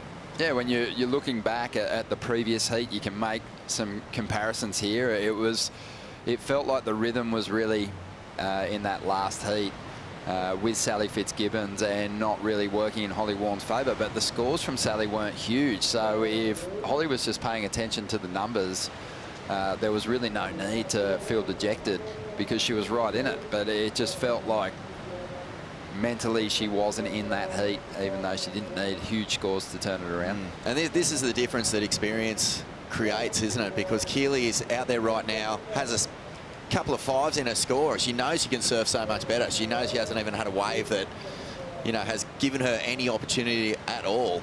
Needing a 6.77 to progress. Has priority, 7 minutes on the clock. Knows that Molly is a Grom and is wanting to be somewhere, so could probably get sort of close to her and start trying to ruffle her feathers a little bit. I think it's, you know, it's a long way from being dire straits for Keely Andrew in this one at the moment. She'll be sitting out there just banking on her experience to come through in the end. 6.5 minutes to go, and the local crowd, they'll be absolutely loving the fact that Zara Kelly has moved on through to the quarterfinals. But this area has produced some great surfers over the years. Vorno, Josh Fuller, remember him campaigning on the qualifying series for a number of years. Always enjoyed watching him surf when I was up this way. Who are some of your other favourites from the Cabaretta zone? Have a think about it while we see this wave here from Keely. Nice little pocket turn there, chasing a 6.77. Oh, great technique. This wave flattening out. Will it reform on the inside? I thought for a second it was going to do it. She's sticking with it. Maybe just riding this one through to the ski. Just praying for this thing to stand up. Doing pretty well. Good juicing of the points there. But unfortunately, it's probably not going to be the score that she needs. But yeah, great surfers from this zone. No, I think Cabaretta's finest is Chris Chipper Wilson. One of the real trailblazers in aerial surfing, has really taken it to a place that no one even would have thought was possible when we were grommets, definitely. And even, you know, a few years ago, he was doing stuff that, you know, was much more borrowed from sort of the skate world than anywhere. A real original Chris Wilson, and also just a phenomenal surfer. You know, I think a lot is made of Chipper's air game, but mate, he knows how to stuff it right in the keg zone. He sure does. Well, 5 minutes remaining here. Keely's making her way out on the Red Bull ski. Molly Picklum, the Grom, is out there at the moment, holding on to the lead as we dive into the Harvey Norman recap. Let's see how she established that #1 position. Keely got started early. Vaughan, 5.17 for this one. Yeah, it was zippy and a little bit of open face, but it's been hard for Keely to find multiple opportunities. The big difference is that Molly is finding steep sections and she's really hammering them. She's getting the board right through, sending plenty of spray into the air. Look at this, even getting fins out the back, a bit of a layback, lots of variety in Molly surfing, which says to me she's feeling really comfortable, nice and loose. The edge has been those, obviously the waves have been steeper, but it's been the individual turns. I mean, Keely's threading together nice manoeuvres, but there's been high quality manoeuvres in Molly's surfing so far in this heat. That's what's got her out in front. That's what has her that big 6.83. Still trying to get rid of that 5.1 though. I guess she's done everything in her power to try and do that, to improve on that backup number. So she can't be too disappointed. She hasn't made any major mistakes. I think she surfed those waves, you know, probably up into 5.1s. I don't think there was much more points in them. No, I guess the big difference for me at the moment is that Molly's just reacting to whatever's in front of her just effortlessly. It's so easy. She's got a section in front of her. It sort of backs off. She does a layback. If there's a bit of face there, she does a big open face snap. It's just all reactive surfing. It's all measured and calm. Keely is really trying to manufacture scores out of these waves that aren't really giving her much. It's reminding me a little bit of the Morgan Mikey heat that we saw earlier. Mikey just sort of sitting out wide and relaxing and getting the better waves and just doing what he had to do. And Morg's really, you know, having to fight for every single point that he was getting. Yeah, it's quite similar in this heat. Almost a decision that you make. Sit back and wait for the wave that's going to provide you the advantage to rip into some bigger turns, or go hunting for waves and, like Morgan said, try and manufacture scores. This time, just under 3 minutes to go now in this last heat of the afternoon. And Molly, she takes off, but it's just a quick in out there and flips priority over to Keely Andrew. Well, is this a little door opening here? Speaking of Keely's experience coming into the fore. Big sell. Big sell. And again, 6.77, just based purely on the waves that she's had so far and the scores she's locked. You know that in the back of her brain, she's backing herself to get that score. Total art to it too when you watch enough competitive surfing, the art of selling people a wave. You know, there is some dodgy wave sales people out there who don't get it right. You know, they just get that look. They don't really sell the lemon that well. And then there's people who can make you think you're paddling into a gem. Oh, it's one of the greatest aspects of professional surfing, being able to sell someone, put yourself into the position to switch the power of a heat, the momentum of a heat. I know Barton Lynch just absolutely loses it when someone sells someone. He can't believe that someone can make that mistake of falling for it, and he can't believe how good it is when someone can sell it so well. Yeah, and as bad as it feels to be sold a lemon when you've got priority, picking off a wave under priority and turning in a score is apparently the best feeling you can get as a CT surfer, when you get a score on an average wave that someone let go. Well, I think that the entire game changed when Gabby Medina got on tour and just started basically making priority almost irrelevant. Whether he had it or not, he'd just start paddling onto the inside. You'd have a heart attack if you had priority and you saw Gabe sniffing around on the inside for any sort of scoring potential, because you just knew he could pull a 10 out of anywhere. And it's just been, you know, that priority ruling is just so interesting. And if you love competition, they're the sorts of details that you can really sink your teeth into. 40 seconds remaining here. We saw Keely throw her arms up in disgust just moments ago. Just can't connect with a decent wall. And Molly's moving down the line. And that is a defensive move. She wants to defend this lead now. Won't be sold again. No, she's going to be learning from that previous mistake. 15 seconds to go. She should be able to hang on from here. Yeah, well, I think Mike will, you know, be on the phone to her, just saying, yeah, just watch that next time. Just be careful. I know you can do a better impersonation of Mike than that. I was actually in the back of my brain, but I didn't want to go there. Well, it was a solid performance from the youngster, Molly Picklum, powering on through to the quarterfinals, getting the jump on one of the championship tour surfers here. And that's going to feel good. We'll be chatting to her soon, but stay with us because we've got the WSL post show just around the corner. Plenty to break down, big moments from today. And joining us on the Harvey Norman set will be Jodie Cooper. Stick around.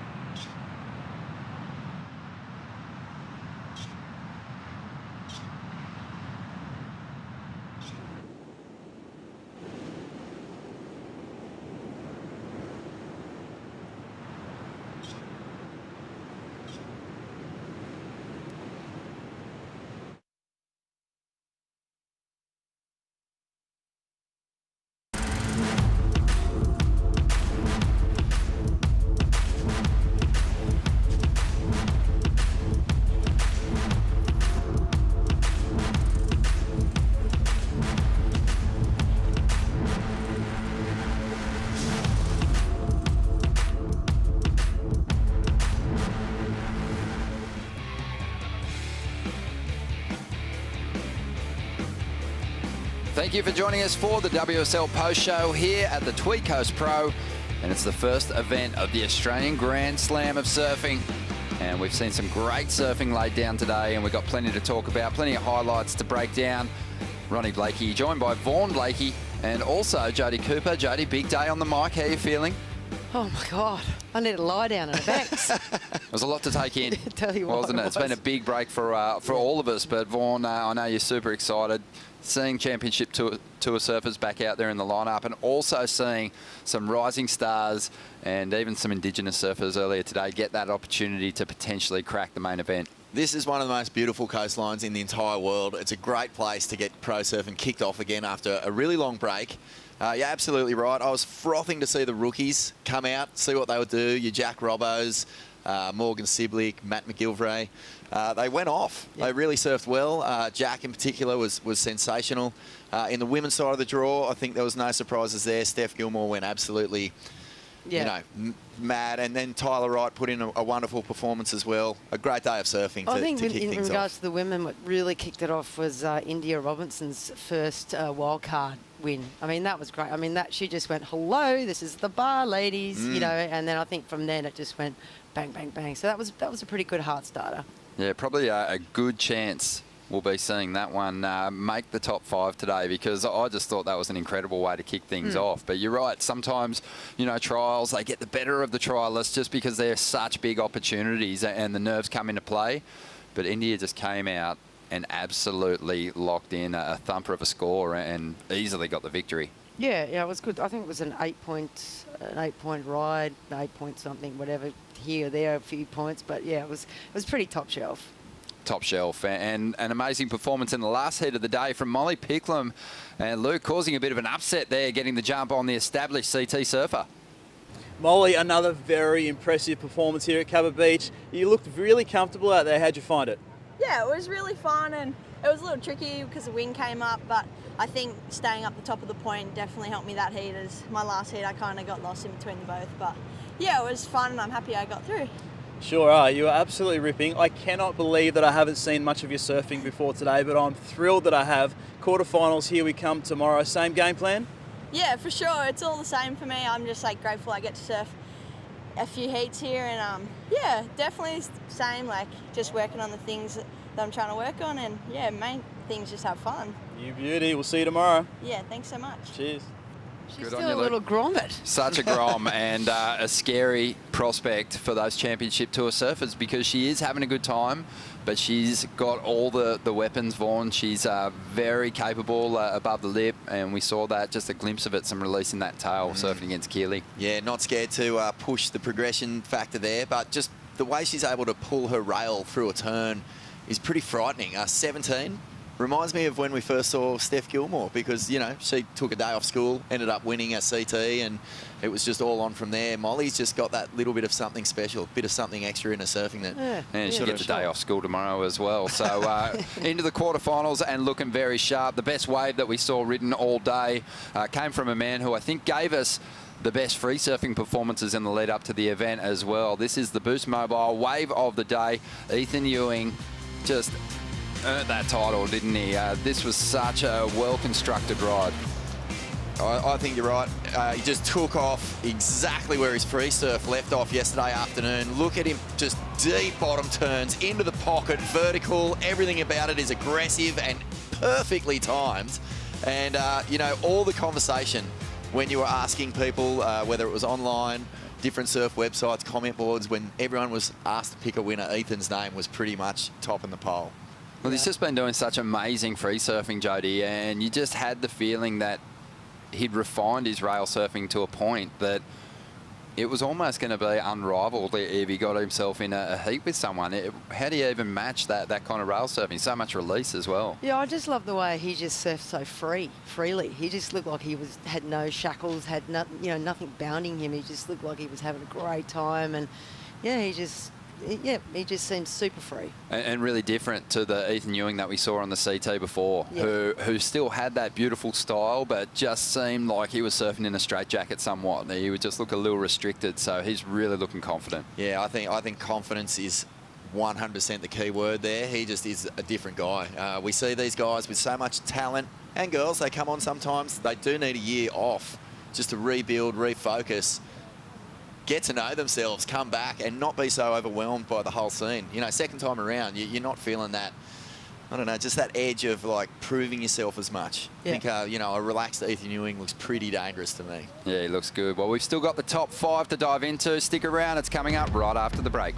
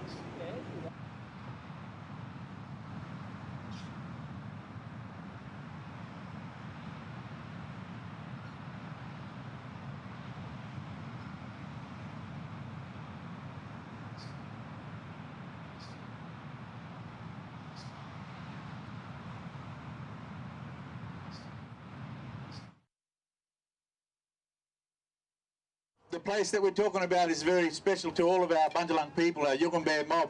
We had a few local community kids that really wanted to surf because they're trying to get school and they're trying to do what they do culturally. It's pretty hard for them. How can we say surfing's okay? Have a little bit of education to achieve what you want to achieve. You know, teaching people about their culture, teaching people about the land around here. I personally have learnt so much from them. It's so special that we have a strong Indigenous culture here on the Tweed Coast. Super lucky to live here. It's a spiritual place. It was amazing this morning having the Jurikai surf culture Indigenous community welcome us to country, and it was a beautiful ceremony. And then we saw young Lungy, who's just such a talented young surfer, incredible style. He got out there and surfed in the trials, didn't get the result he wanted, but I think he's going to have plenty more shots at it in the years to come. And also Jalan Slab surfed in the women's trials, and I don't know, it's just a special place, isn't it? Fingal and Jurikai is doing a great job of just keeping that cultural awareness alive, educating the young Indigenous community around here. Oh, and educating everyone through culture around here. That's one of the great gifts that, you know, the Slab family in particular, Jurikai, have given all of us. It's an inclusive experience so that we can all share in the rich Indigenous history of this region, the Bundjalung region. It's such a spiritually powerful place, and this is, you know, it's heaven. It's actually heaven to be down here, but to learn about this wonderful culture is just a real gift. Yeah, it was a great way to kick off the day. Let's dive now into our top 5, Jody. It kicked off early on. We saw some big numbers drop from some of the top performers here in this Australian Grand Slam of surfing. Owen Wright, he went in the excellent range early on in the contest. He looks ready to go. Oh, he looks extremely in form. I mean, look at that. Wow. This is early on in the day, of course, in the morning when some great waves came through, but he just linked every single turn and just, you know, pelted that thing out of the park. Our Jeep leader going into this event on the men's side, an Olympian waiting for that opportunity to chase a gold medal down. In number 4, we mentioned her earlier on, India Robinson, in the trials, just went out there and just just took it, took control of it. 8.33, no one got nearer. This kick-started the day big time because the waves had been a little tricky, a little bit foolish on the high tide. This was the first wave that stood up, and India did not hold back. She went crazy on this thing, finished with another big bang, and all of a sudden it felt like the day was ready to start firing. Yeah, and sometimes those trials, you know, the scale's a little higher because we're seeing the women for the first time. That was CT judging. And Steph Gilmore, she had an 8.33 of her own. Really comparable waves. Yeah, this was a great wave, but just at home. You know, grew up here, born just over the back of the ridge. Over the sand dune. Looking every bit as comfortable as she's ever looked, Steph Gilmore. Number 2 on our top 5 today, Ethan Ewing and Wade Carmichael. Great heat between these two. Explosive regular footers. Ethan, though, just couldn't be matched, just so sharp. Oh, look, you know, that matchup was such a good matchup. You know, I was really looking forward to it. You know, completely different styles. But once again, Ethan, really strong start to that heat, and then backed it up with a, look at that, with another extremely powerful, free-flowing, beautiful turn. And, yeah, like I said, he just looks like really light on his feet, super free. And Wade, he didn't give up in this one, Vaughan. He fought until the dying stages. Yeah, he had an awful first round heat. He just couldn't get a wave, and it was just good to see the muscle come out and just Evoca Jesus sending it skyward. But our number 1 moment today in our top 5, Tyler Wright takes a knee for the Black Lives Matter movement, and it was powerful, and it was a big one for the Indigenous community in Australia, First Nations people of Australia. She waited, Vaughan, a long time to get out there, stayed on the beach. Each second that she was on the beach represented a death in custody, and then she went out there and got the job done and won that heat, and it was emotional when she hit the beach. It was emotional. The entire heat was emotional. She reined it in, and you know, after hearing Tyler speak, after reading her post, it was clear that this was not about her. This was about her principles, something that she deeply cares in, something that she wants to make you know, public, an issue that we all need to engage in, and not just talk about, take a stand, take action with. She did that today, and it was a really fantastic moment. We've seen it in the past too, Jodie, surfers really using their platform to communicate important messages.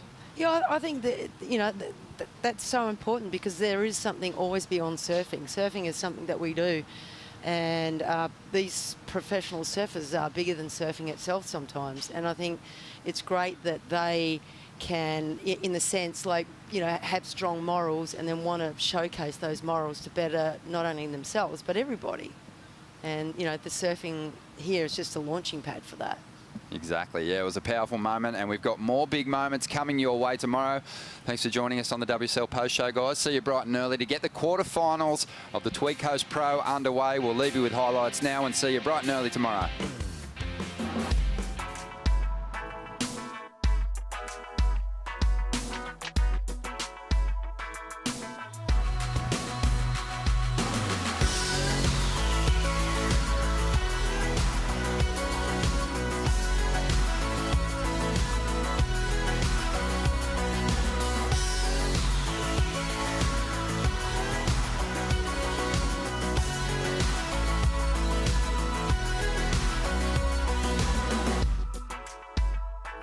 Racial justice and equality for all. It's nice to be feeling those emotions again and surfing some more heat. Yeah, I'm feeling good.